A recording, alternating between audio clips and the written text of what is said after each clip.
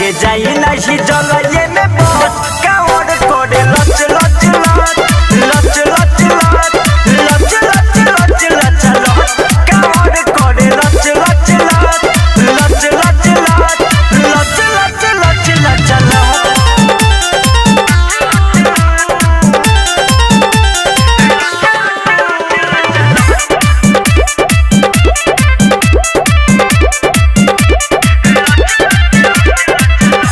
लचक होता कांवर जल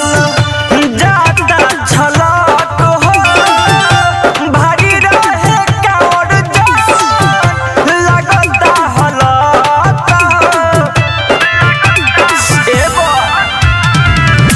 लचक होता कांवर जल जाला छलक भारी रहे कांवर जल लगता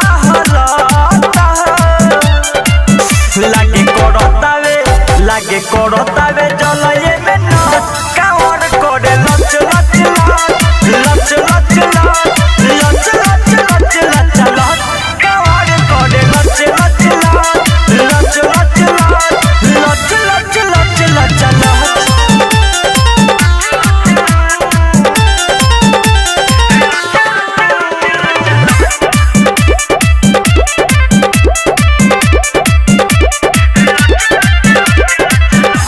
कैसे के जाई जलवा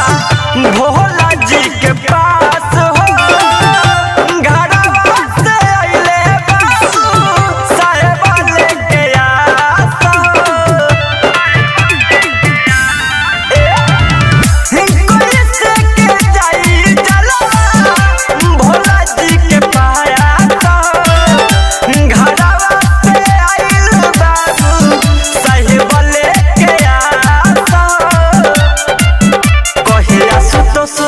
कहिया सुतो सबतिया के साथ कावर करे लच लच लच लच लच लच लच लच लच लच लच कावर करे लच लच लच लच लच लच लच लच लच लच लच